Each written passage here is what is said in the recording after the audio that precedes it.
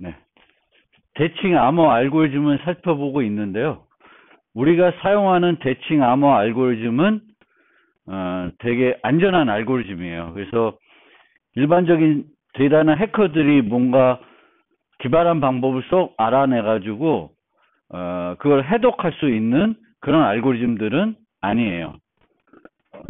대단히 안전성들을 다 검증해가지고 사용하는 표준 알고리즘이기 때문에 이 알고리즘을 누군가가 깨가지고 물론 어떻게 깰 수 있는 경우도 있겠지만 되게 희박하다고 보시면 되는 거죠.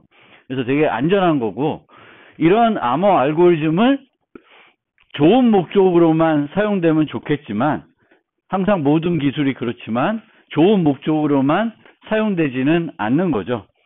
그래서 이런 암호 알고리즘을 이용해가지고 대칭 암호 알고리즘을 이용해가지고 랜섬웨어 같은 악성 소프트웨어도 만들어지는 거가 되겠죠.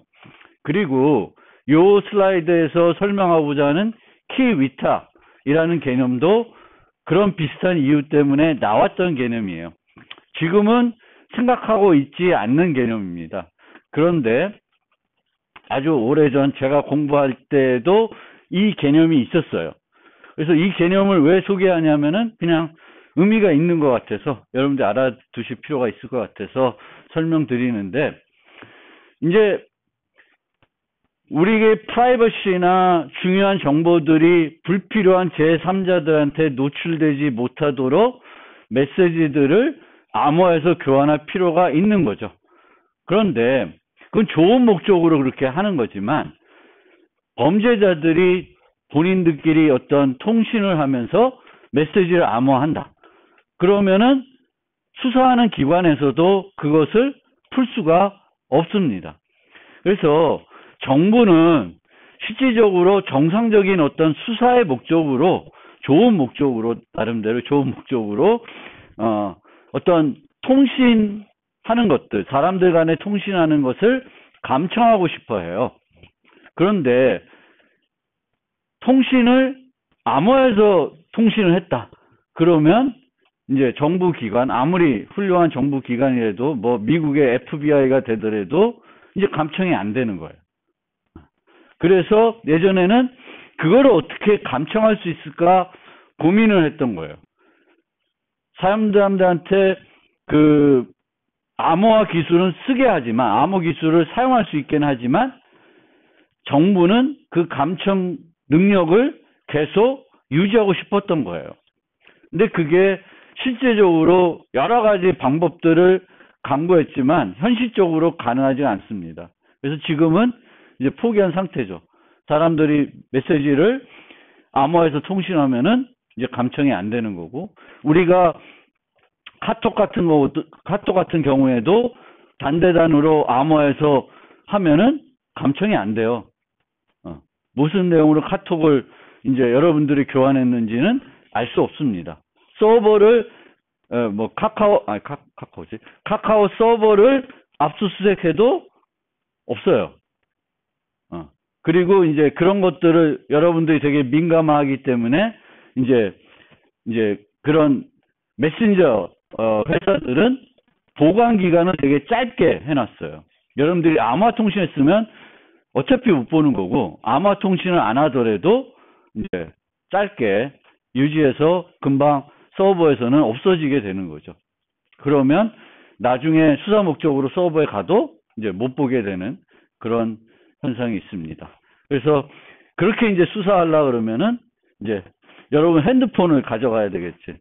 핸드폰에 여러분들이 안 지웠으면 이제 평문 형태로 다 있으니까 그거를 이제 이용해서 이제 수사하려고 그러는데 저걸 또 이제 애플 같은 걸 또 암호화해서 걸어놓으면은 그걸 또 못 들어가지고 카톡 메시지나 메신저로 교환된 여러 가지 그 사람의 행동들을 저 핸드폰에 보면 다 나오는데 못 보는 거죠. 그래서 이제 그런 현상들이 일어나는 거고 예전에 생각했던 방법은 사용자들한테 암호화할 수 있게 하는데 쓰게 해주는데 키를 무조건 정부에 주고 해라 라는 개념이 키 위탁이에요. 말도 안 되는 것 같죠. 그쵸? 암호 알고리즘 쓰게 해주는데 쓰려면은 키를 나한테 줘야 돼. 정부한테. 근데 누가 주겠어요? 어? 그러니까 그때는 뭔가 사용자들이 쓸 수 있는 장치들을 배포하고 이 장치를 쓰라. 근데 이 장치를 쓰면은 키는 내가 가져간다. 뭐 이런 개념으로 키 위탁이라는 거를 생각했었는데 그때도 말도 안 된다고 생각했는데 지금은 더 말이 안 되는 거죠. 누가 하겠어요. 그리고 우리가 이때도 또 하나 생각해 볼 수 있는 지점이 뭐냐면은 달라고 그런다. 그럼 줄 수는 있어요. 저같이 착한 사람은. 줄 수는 있는데 주더라도 정부가 내가 준 거를 아무 때나 열어본다. 내가 뭔가 나쁜 일을 했어. 그래서 법원에서 저 사람 거는 봐야 돼. 라고 이렇게 뭔가 이제 법원에서 뭔가 영장이 나오면은 그때는 볼 수 있죠. 그때는 좋아. 그때는 오케이예요. 물론 법원도 요즘 영장 발부하는 게 좀 이상하긴 하지만 어쨌든 법원을 신뢰한다 그러면은 법원이 이 사람은 문제가 있으니까 이 사람의 카톡 내용을 봐야 되겠습니다. 그러면 이제 보는 거죠. 근데 그렇게 그런 법원의 영장이 없어도 그 정부기관은 그 키를 갖고 있으면 언제든지 할 수 있는 거고 거기에 근무하는 관리자가 나쁜 마음 먹으면은 몰래 볼 수 있는 거죠. 그런 거를 신뢰를 못 하는 거죠. 근데 그런 거의 신뢰성을 좀 높이려고 그러면은 한 기관에만 맡기는 게 아니에요. 키를 쪼개가지고 여러 기관에 나눠서 맡깁니다. 그러면은 뭐 경찰만 하고 싶다 그래서 못 하는 거죠. 경찰, 검찰, 뭐 법원에 키를 나눠가지고 그 셋 중에 둘이 어그리해야지만 키를 다시 만들 수 있다 그러면 좀 더 신뢰를 가질 수 있고 내가 내 키를 줄 수 있는 거죠. 그래서 그런 용도로 또 거기에서도 우리가 프라이버시 할 때도 봤던 거죠. 항상 특정한 권한을 어떤 한 사람이 갖고 있으면 그 사람은 그 권한을 항상 남용할 수가 있습니다. 그래서 그 남용을 못하게 하려면은 그 사람이 갖고 있는 권한을 분산시켜야 되겠고 그 분산시킬 때 우리는 암호기술에서는 그 임계 기반 비밀 공유 기법이라는 걸 쓸 수 있어요.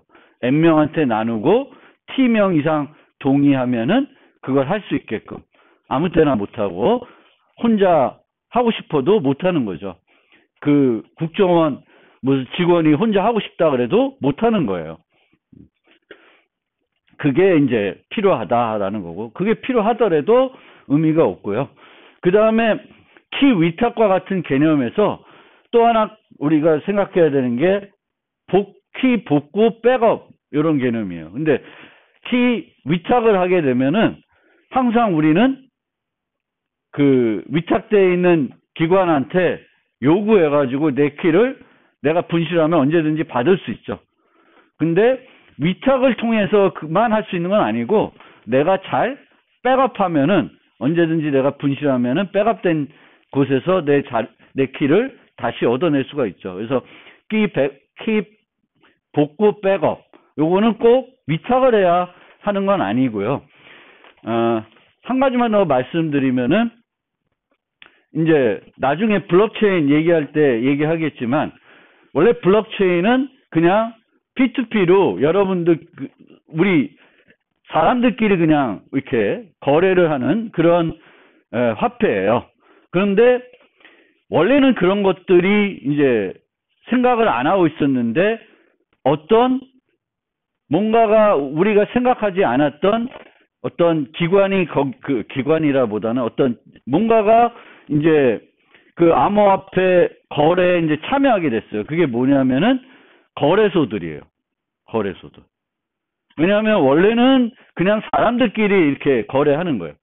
비트코인이라고 하는 거는 A와 B, B와 C 이렇게 하는 거지 거기에 뭔가 거래소라는 어떤 기관이 참여해가지고 뭔가 대신 해준다든지 이런 개념이 없는 거예요, 원래는.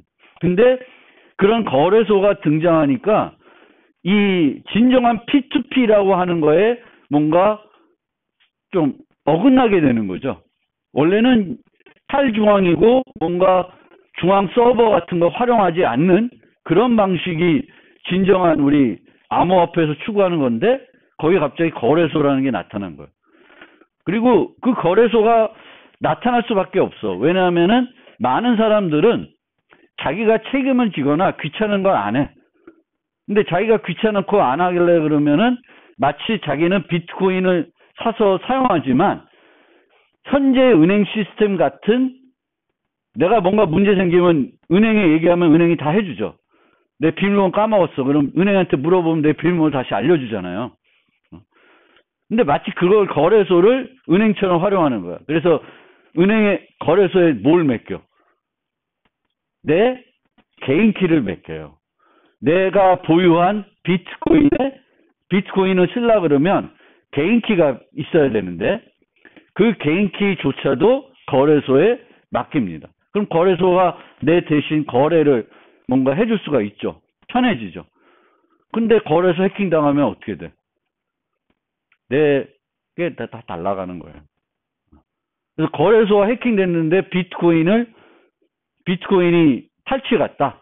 그거는 비트코인을 탈취해 가려면 뭐가 필요한 거냐면은 그 비트코인을 쓰기 위한 개인 키를 얻어내야 되는 거고 그 개인 키를 어떻게 보관했는지 그게 탈취됐다는 건 그것도 희한한 건데 그런 거예요.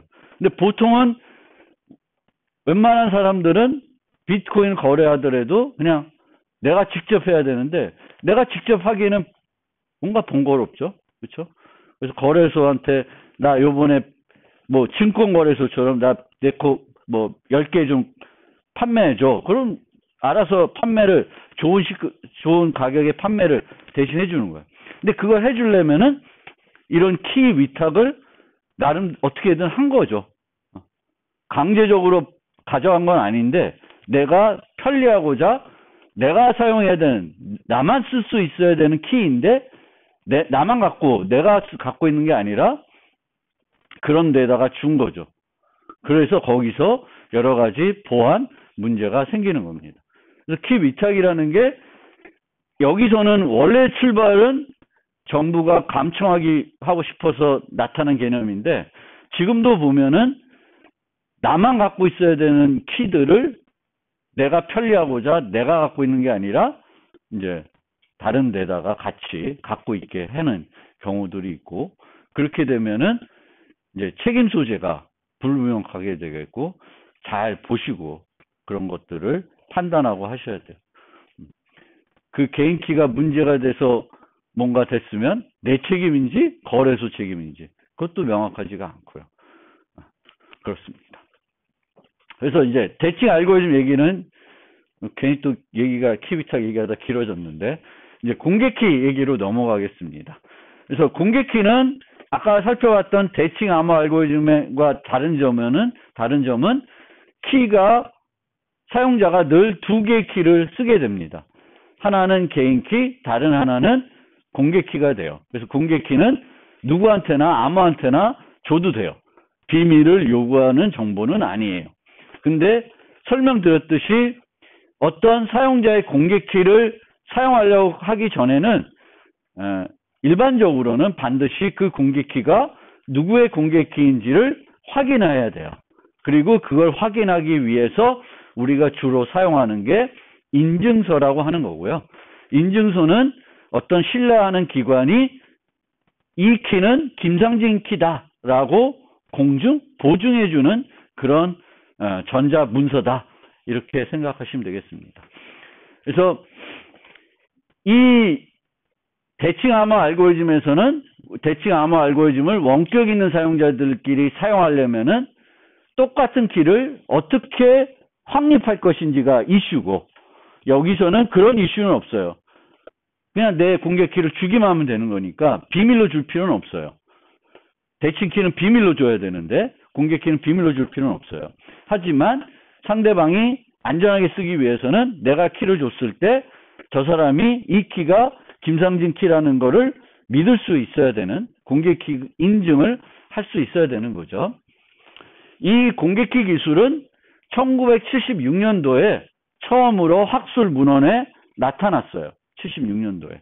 D.P. 헬만이라는 두 사람이 학술 문헌에 나왔는데 실제 나중에 이제 좀 지나면 정부 비밀 문서들이 공개가 돼요. 시점이 되면 어느 기간들이 있어서. 그래서 나중에 영국에 있는 비밀 문서들이 공개가 됐는데 영국에서 공개된 문서를 보니까 76년 훨씬 이전에 영국 정부는 이 기술을 알고 있었어요. 그래서 미국도 자기들도 알고 있다고 주장하는데 미국은 그 증거를 이렇게 보여줄 증거는 없어요. 없긴 한데 그래도 미국도 알고 있었겠죠. 근데 하여튼 그 당시에는 정부들이 이런 암호 기술을 뭔가 내부적으로 개발하더라도 그거를 잘 공개는 안 했어요.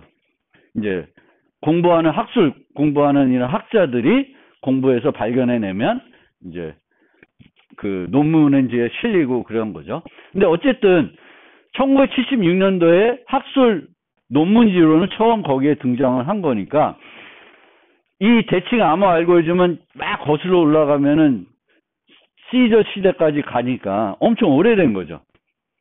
나름대로는. 근데 공개키 기술은 1970년대에 처음 나타난 거예요. 그러니까 상대적으로 대단히 짧은 역사를 갖고 있습니다. 대표적인 알고리즘에는 RSA, 엘가마, 타원곡선 뭐 이런 것들이 있고요. RSA를 가장 많이 썼었는데 요즘 와서는 RSA보다는 타원곡선 방식을 쓰고 있습니다. 그리고 대칭 암호 알고리즘들은 주로 내부적으로 비트 연산을 이용해 가지고 지난번에 설명드렸듯이 교체와 자리 바꿈을 통해서 암호화를 합니다. 근데 공개키 기술은 어려운 수학 문제에 기반을 하고 있어요. 어려운 수학 문제. 그래서 RSA는 인수분해 문제에 기반하고 있고요. 엘가마와 타원곡선은 이산대수 문제에 기반하고 있습니다. 그래서 이 문제들은 이 문제가 그러니까 인수분해가 여러분도 할 줄 아는 거죠. 인수분해 할 줄 알죠. 10, 2, 5 인수분해 하는 거예요. 근데 이 작은 수들은 그냥 머릿속으로 암산으로도 되고 또 나눠봐야 되는 수가 몇 개 안 되니까 금방 찾죠. 인수분해를. 근데 매우 큰 수야. 그리고 이 수가 두 개의 소수로 곱해져 있어요. 예를 들면 요즘 쓰는 게 2048비트다. 수가. 그러면 1024비트짜리 수예요. 그 두 개의 수가 소수인데 얘들을 곱해서 어떤 값을 만들어요. n equal pq. 그럼 n을 주면은 이 n을 인수분해를 못하는 거예요. n을 공개를 하더라도. 근데 만든 사람은 인수분해 할 필요가 없죠. 그 사람은 p와 q를 선택해가지고 곱해서 n을 아는 거고 그 사람도 n을 수학적으로 인수분해하려면 못하죠. 근데 pq는 본인들이 선택한 거니까 할 수 있는 거예요. 이산대수 문제도 좀 다른 문제지만 매우 큰 정수를 갖고 해야지만 어려운 문제가 돼요. 작은 범위의 수면은 우리가 조그만 수니까 다 해보면 금방 이 문제를 해결할 수 있어요.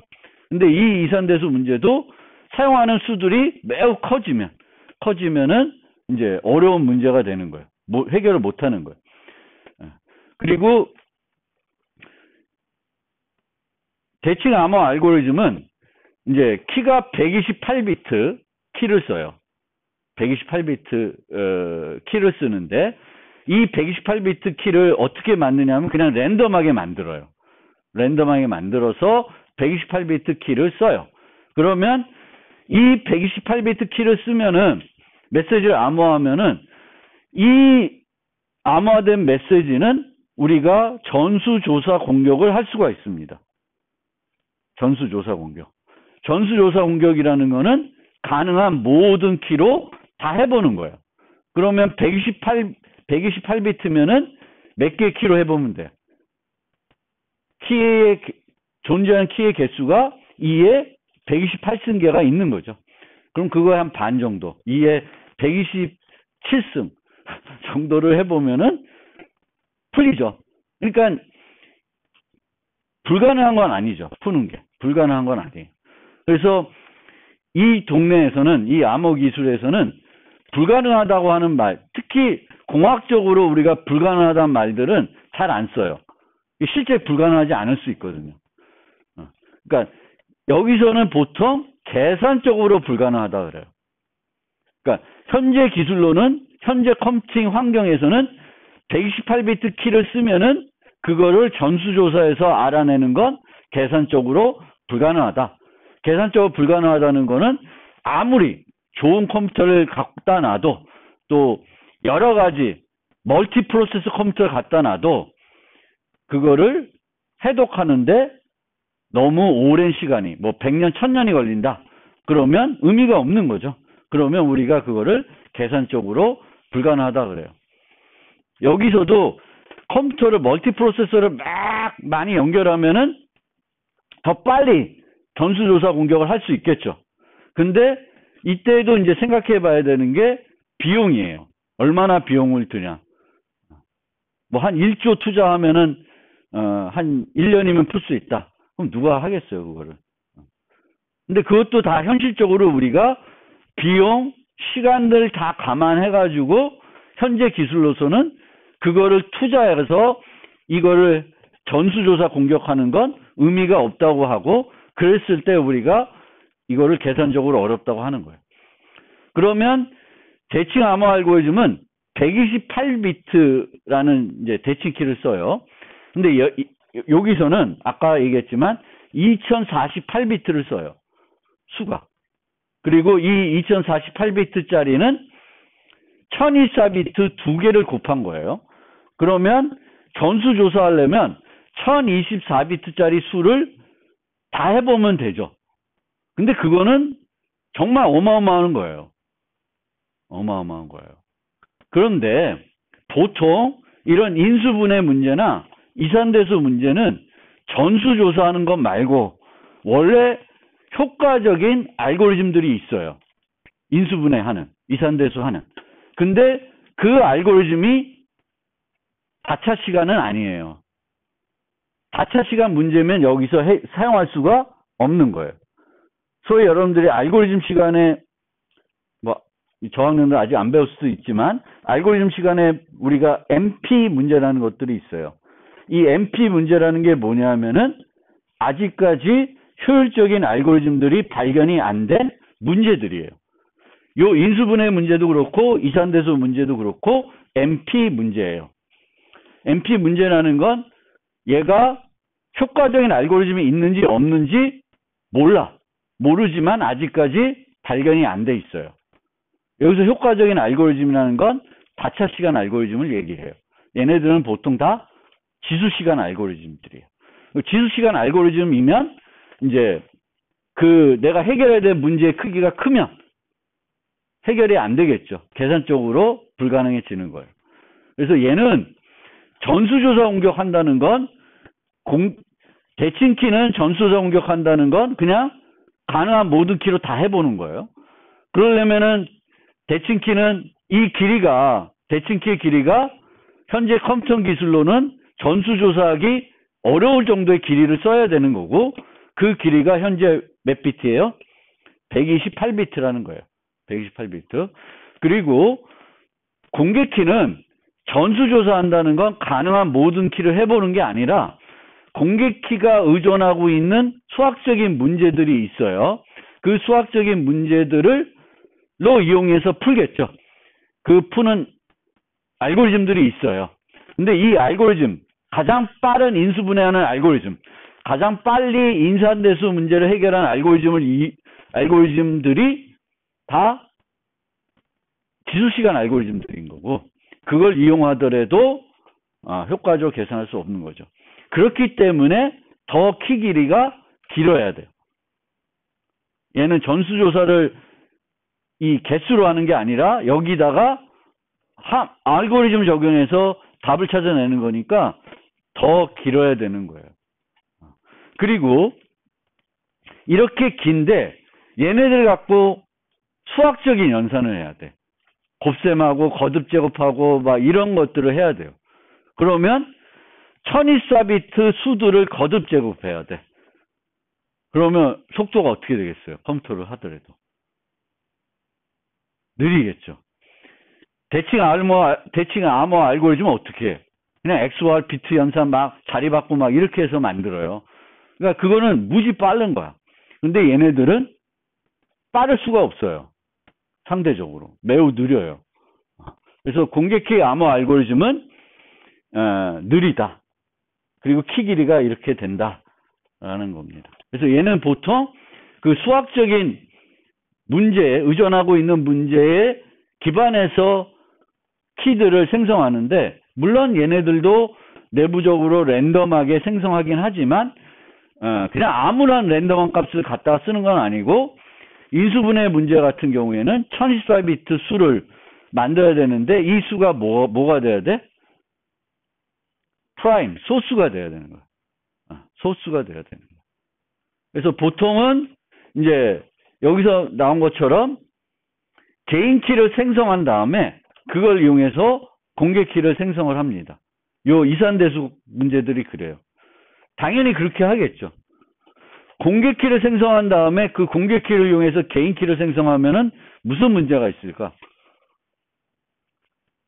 공개 키는 어떻게 해야 되는 거예요? 다른 사람한테 그냥 주는 거잖아요. 그럼 내가 다른 사람한테 공개 키를 줬더니 그 사람이 내 개인 키를 계산해낼 수 있어. 그러면 뭐야? 이거 의미가 없죠. 그렇죠? 그래서 반대로 돼야 돼, 보통은. 근데 물론 RSA 같은 경우나 뭐 여기 슬라이드 이슈 신원 기반 같은 경우에는 그렇게 하지는 않아요. 상관없어요. 공개키 만들든 먼저 만들든 이게 다른 문제고, 얘를 만들어서 공개하더라도 인수분해를 못하면은 일로 못 가. 여기서도 일로 못 가고. 그래서 좀 다르긴 한데, 일반적으로 요 이산대수에서는 개인 키를 생성한 다음에 공개 키를 생성해서 사용하게 됩니다. 수학적인 부분은 뒤에 가서 8장, 9장 가서 조금은 맛보기로 보여드리긴 할 겁니다. 근데 너무 수학적인 얘기를 많이 하면 이제 어렵다고 여러분들이 하시니까 많이는 안 할 건데, 그래도 이런 형태다라는 거는 소개는 해드릴 겁니다. 네. 랜덤? 그냥 랜덤 만드시면 돼요.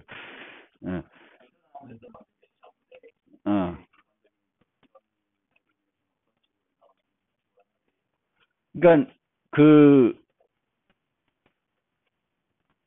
근데 똑같아요. 그게 크게, 물론 우리가 일반적으로 이제 프로그래밍 라이브러리에서 사용하는 랜덤 함수도 있잖아요. 자바나 뭐 C++나 파이썬 같은데 라이브러리 있으면 그 라이브러리에 있는 랜덤한 함수는 이 암호학적으로 안전한 랜덤한 함수는 아니에요. 예측하기가 좀 쉽기 때문에. 그래서 여기서는 좀 더 예측하기 어려운 이제 암호학적으로 안전한 랜덤한 함수를 이용해서 만들어요. 그리고 그거를 예전 슬라이드 그 1장 끝에 맨 마지막에 보여드렸듯이, 만약 그런 암호학적으로 안전한 랜덤 함수를 쓰지 않고 만들었어요. 그러면 쉽게 깨져요. 그게 쉽게 깨진 것들이 이제 그 비트코인에서 어떤 소프트웨어 회사가 지갑들을 만들어서 사용자에 썼는데, 그 지갑을 썼던 사용자들은 돈 다 날려먹었어요. 왜? 그거를 어택해가지고 알아냈기 때문에 그래요. 그래서 암호학적으로 우리가 랜덤한 함수들이 있어요. 그 암호학적으로 랜덤한 함수들을 이용해서 만드는데, 그걸 어떻게 암호학적으로 안전하게 만드냐? 그거는 또 제가 설명하기에는 되게 좀 어렵고, 어쨌든 되게 랜덤, 좀 더 예측하기 어렵게 암호학적으로 안전한 랜덤 함수를 이용해서 여기서는 그 랜덤한 값들을 만들어냅니다. 이 암호 기술에서도 랜덤 함수를 써야 되는 일들이 많아요. 특히 키 생성할 때는 랜덤하게 생성하는 부분들이 항상 있습니다. 그래서 그 랜덤 함수를 써야 되는데, 그때 그냥 srand 뭐 이런 거 썼다. 그냥 랜드 C에서 그런 거 썼다. 그러면 이제 큰일 나는 거예요. 그래서 그럴 거 쓰시면 안 되고, 암호학적으로 안전하다고 알려진 그런 함수들을 잘 이용해서 써야 됩니다. 특히 우리가 이제 프로그래밍에서 이제 뭐 한 가지 더 얘기하면은, 프로그래밍 할 때 랜덤한 함수를 이제 사용하는데, 예전에 C에서 썼을 때는 sRand로 이제 seed를 설정하잖아요. 초기에 사용하였던 랜덤한 값. 그러니까 우리가 사용하는 이제 이 함수를 이용해서 만들어지는 그 난수들은 실제 난수가 아니야. 의사 난수라고 해서 난수처럼 보이게 하는 거죠. 의사 난수는 아니고, 실제 랜덤한 수는 실제 랜덤한 요소에서 갖고 와야지만 랜덤한 요소가 되는 거죠. 여러분들이 만들고 싶으면 주사위를 1024 필요하면은 1024번 던지면 돼. 그러면 그건 진짜 랜덤한 거가 되죠. 그러니까 그렇게 랜덤한 어떤 거 갖고 와야 되는데, 우리가 이제 sRand seed 해가지고 이제 하게 되는데, 예전에 많이 그 seed로 많이 썼던 게 뭐죠? 그럼 seed로 뭘 많이 썼어요? 현재 시간. 근데 현재 시간은 랜덤하지가 않아요. 제 현재 시간 갖고 랜덤을 썼다 그러면 걔가 생성한 시간을 이용해서 똑같이 생성하면은 늘 똑같은 값 얻겠죠. 그래서 그렇게 하면 안 돼. 근데 보통은 이 컴퓨터에 랜덤한 그런 걸 만들어주는 칩들이 있어요. 그래서 거기서 갖고 와야 돼. 그 시드를. 그래서 보통 자바 같은 경우에 요즘은 우리가 시드를 설정하는 게 아니라 라이브러리에서 설정하게끔 내버려둬요. 그래서 스레드 로컬 랜덤 커런트 해가지고 갖고 와서 자바에 쓰는데, 그렇게 쓰는 게 훨씬 좋은 거예요. 시간 갖고 시드를 정하면 똑같은 다른 사람이 똑같은 그 시간 갖고 설정하면은 금방 어떤 랜덤 값들을 여러분 프로그램이 쓰는지 알아차릴 수가 있습니다. 갑자기 질문에서 딴 얘기로 넘어갔고, 자, 이 공개키 기술에서는 공개키 인증이 매우 중요하다고 말씀드렸어요. 그래서 이제 이 공개키에서는 보통은 우리가 메시지의 비밀성을 보장하려고 이제 쓰는 건데, 이 공개키에서는 공개키로만 암호하는 것이 아니라 개인키로도 암호할 수가 있어요. 그래서 개인키로 암호화를 하게 되면은 그거를 복호하려면 뭐가 필요해? 공개키가 필요하죠. 근데 공개키는 누구나 다 가질 수 있는 거예요. 그러면 개인키로 암호하면은 비밀성은 제공할 수 있어요? 못합니다. 그렇지만 이 개인키로 암호할 수 있는 사용자는 누구밖에 없어. 그 개인키를 갖고 있는 사용자만 할 수 있는 거죠. 그래서 이 개인키로 메시지를 암호하게 되면은 얘는 어떤 기능을 갖고 있냐면 인증하는 기능이 있어요. 김상진이 했다라는 기능이 있습니다. 그래서 그 인증이고, 그 인증이 조금 더 발전하면 뒤에 설명드릴 전자서명에 해당되는 거예요. 전자서명. 그래서 이 공개키 기술과 전자서명 기술은 같이 가는 거예요. 그래서 전자서명 기술은 공개키 암호 알고리즘을 이용해서 개인키를 이용해서 메시지를 암호하는 형태로 이제 전자서명이 구성이 됩니다. 기본적으로는 좀 더 복잡하긴 하지만. 그래서 이 경우에 보시면은 답이 공개키를 앨리스한테 줘요. 그런데 공격자가 이 공개키를 C로 바꿔버리면 얘는 답만 보라고 플러스 KC로 메시지 암호해 줬는데 답은 못 보고 누구가 보는 거예요? C가 보게 되는 거죠. 그 다음에 똑같이 C가 자기의 개인키로 메시지를 암호해서 주면은 얘는 이걸 누가 했다고 생각하는 거예요? 답이 했다고 생각하는 거죠. B가 했다고 생각하는 거죠. 왜냐하면 플러스 KC로 풀어봐서 풀려. 그러면 이 플러스 KC가 밥과라고 생각하고 있으니까 이걸 누가 했다고 생각하는 거예요? 답이 했다고 생각하는 거예요.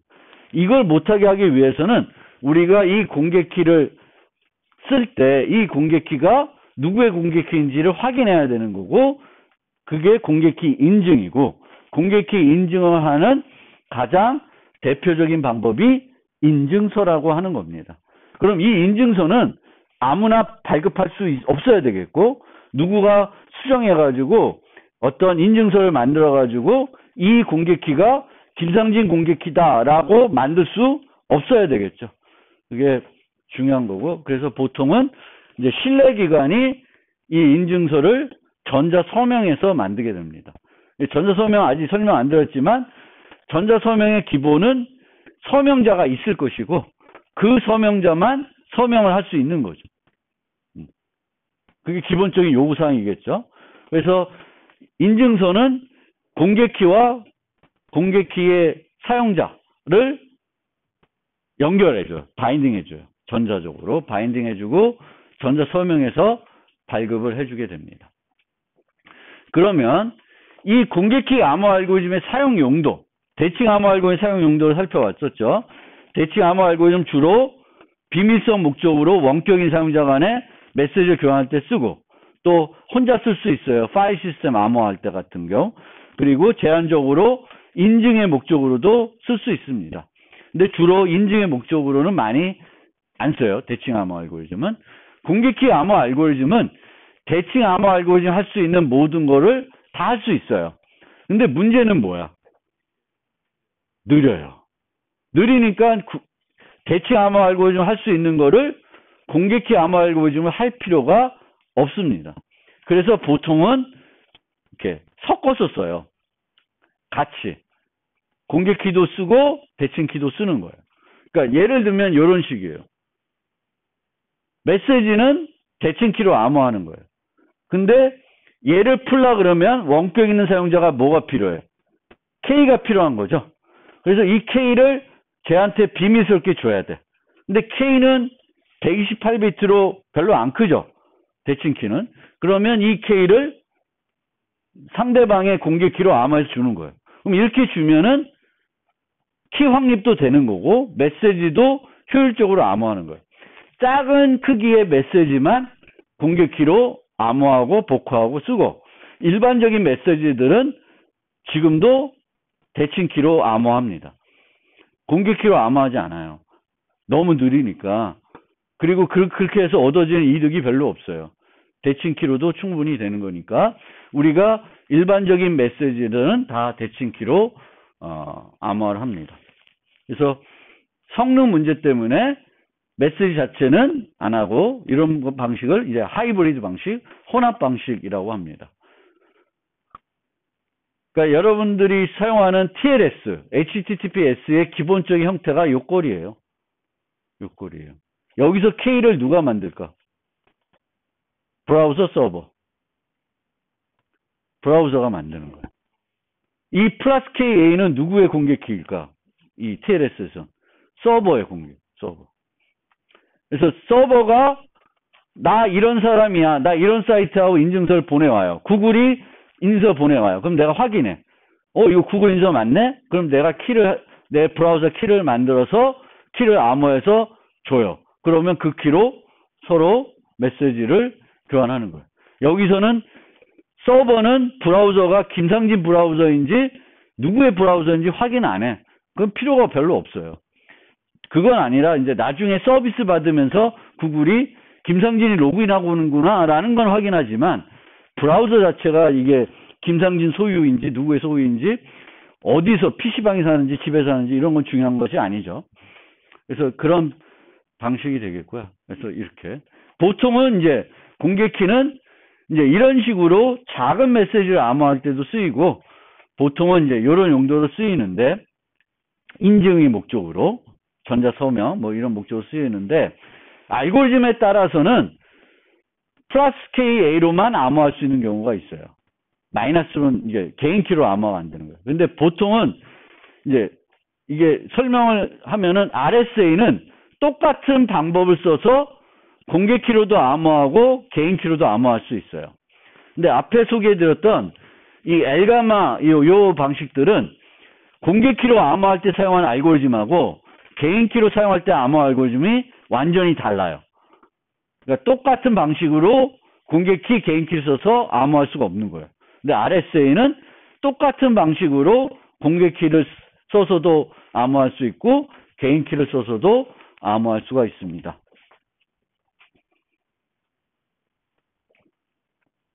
잠깐 이제 대칭 하고 공격키 암호 알고리즘 살펴봤는데, 이 히스토리를 좀 잠깐 보면은 아주 오래전부터 이제 대칭 암호 알고리즘이 있었던 거고요. 이게 발전하면서 뭐 예전에도 뭐 있는데 이제 70년대 오면서 미국에서 이제 표준들을 만들어내고 있었습니다. 그래서 제일 먼저 미국에서 표준, 그 대칭 암호 표준을 만든 게 데스라는 알고리즘이고요. 데스를 표준할 시점과 비슷하게 우연인지 모르겠지만 우연한 시점에서 공개키 개념이 처음으로 학술 문헌에 등장을 하게 되겠고, 그 다음에 바로 그 개념을 이용해서 RSA라고 하는 제일 유명한 공개키 암호 알고리즘이 만들어졌습니다. 그리고 그 공개키 암호 알고리즘과 이제 이 있고, 좀 지나서 이제 이산대수 기반의 엘가마 알고리즘이 만들어져 가지고 요 두 개가 지금까지 제일 많이 쓰고 있는 거예요. 그런데 얘네들이 의존하는 수학 문제가 인수분해 이산대수 문제예요. 근데 마찬가지로 이렇게 기술도 발달하지만 뭐가 같이 발달하고 있냐면은 컴퓨팅 기술이 발달하고 있어요. 컴퓨터 속도들이 빨라지고 있어요. 컴퓨터 속도들이 빨라지고 있으니까 전수조사하는 속도가 빨라지는 거죠. 그러면 요 당시에는 데스의 키가 몇 비트였냐면 56비트였어요. 오늘날 56비트를 쓰면은 하루도 안 걸려서 전수 이런 PC 갖고도 돼. 그러니까 못 쓰는 거예요. 그러면 컴퓨팅 기술이 쭉 발달하니까 이 당시에 썼던 키 길이보다 지금의 키 길이는 어떻게 돼야 돼? 계속 길어져야 되죠. 대칭 키는 56비트에서 지금 어디까지 왔냐면 128비트를 쓰고 있어요. 별로 문제가 안 되는 것 같은데, 얘네는 1024, 2048 막 해가지고 3072까지 막 계속 늘어나는 거야. 공개키들은 계속 늘어나고 있어요.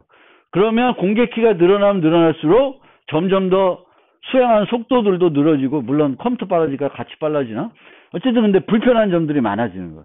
그래서 얘네들은 컴퓨터 속도가 빨라지면은 키 길이를 늘려야 돼요.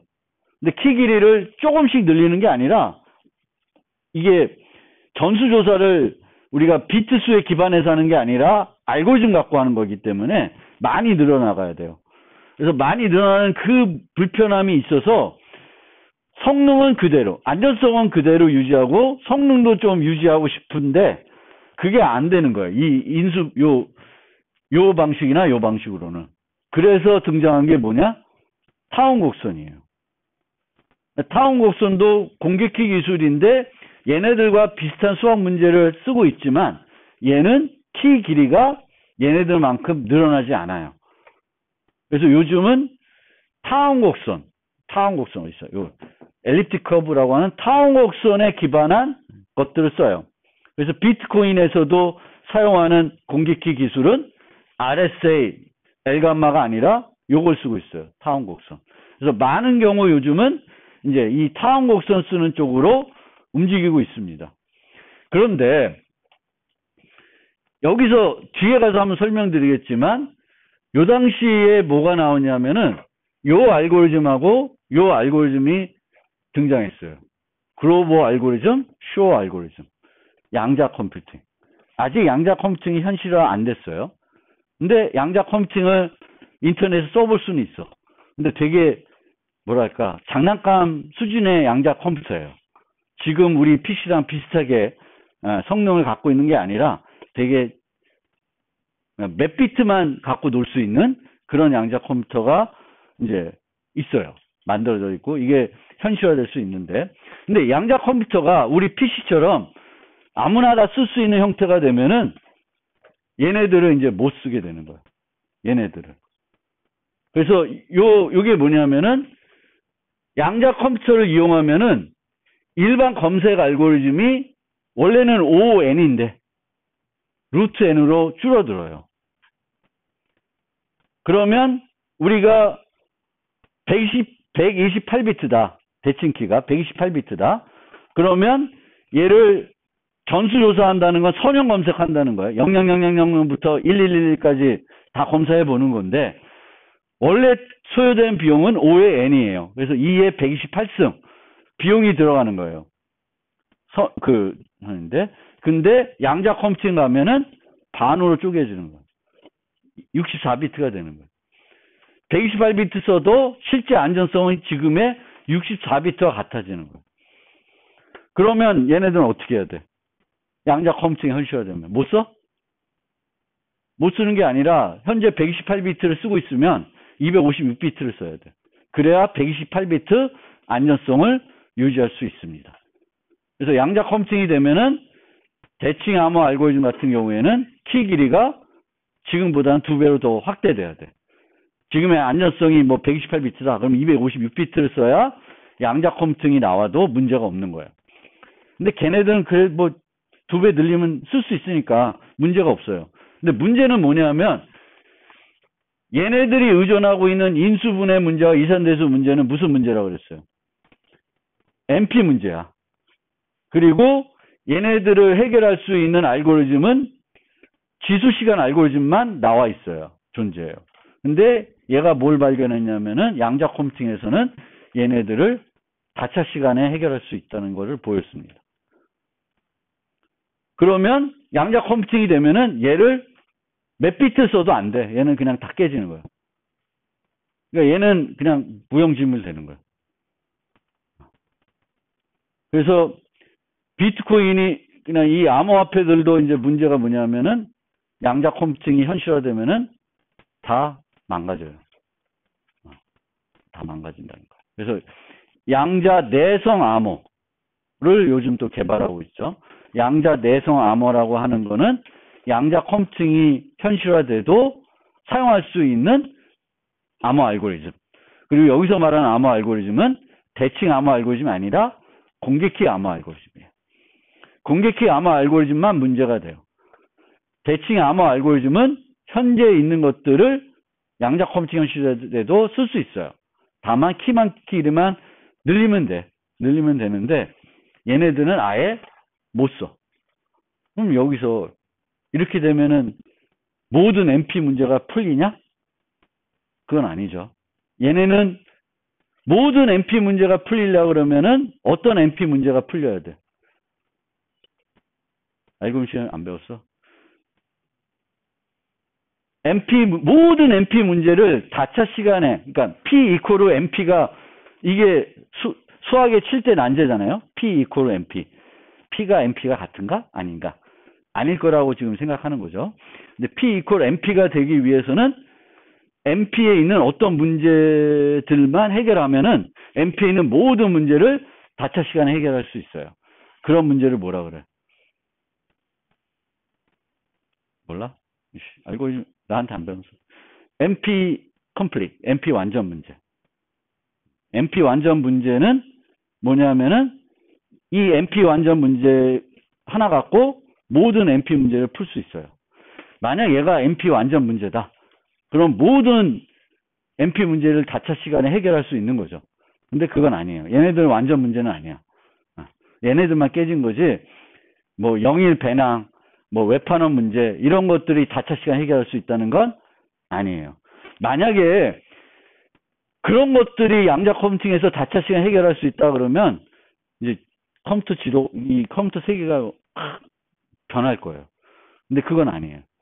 그러면 양자 내성 암호화는 뭘 이용할까? 어떤 문제를 이용할까?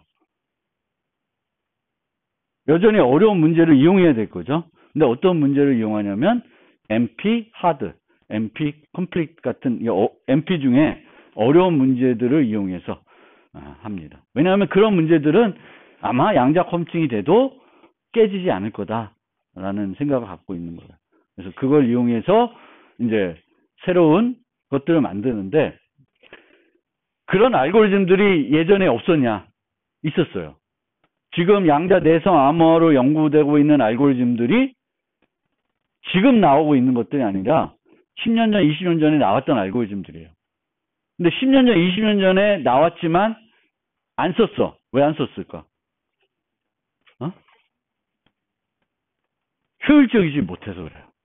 그러니까 RSA와 이산대수에 비해서 효율적이지 못하니까 그 문제들을 이용한 공격키 암호 알고리즘들은 그냥 학술 문헌에서 이런 게 가능하다는 것만 보인 거지 실제 현실 세계에 우리 사용에 이제 사용되지는 못한 거죠. 왜? RS로도 이산대수는 충분한데. 근데 이제는 뭐야? 이제는 얘네들 못 쓰니까 이제 어쩔 수 없는 거죠. 비효율적이더라도 써야지. 그래서 이제 그렇게 되는 겁니다. 그래서 옛날에 없던 거를 뭔가 기발한 거를 요즘 새로, 물론 누군가는 또 새로운 거를 개발해 내겠지만 그 양자 내성 암호화로 고려되고 있는 알고리즘들을 보면은 10년, 20년 전에 다 나왔던 알고리즘들이에요. 나왔던 알고리즘인데 그 알고리즘들은 그 당시에는 뭐 새로운 아이디어구나 라고는 했지만 뭐 효과적이지 못하니까 RSA나 이산대소에 비해서 효과적이지 못하니까 안 쓰고 있었던 것입니다. 그래서 어쨌든 여러분들이 컴퓨터, 뭐 정보보호에서 특히 그렇지만 컴퓨터를 전공할 경우에도 요 두 개 알고리즘은 좀, 특히 요 알고리즘은 기억해 두시면 좋을 것 같습니다. 글로벌 알고리즘. 그래서 n인 걸 루트 n으로 바뀐다. 이거는 일반적인 모든 문제가 그렇게 되는 거예요.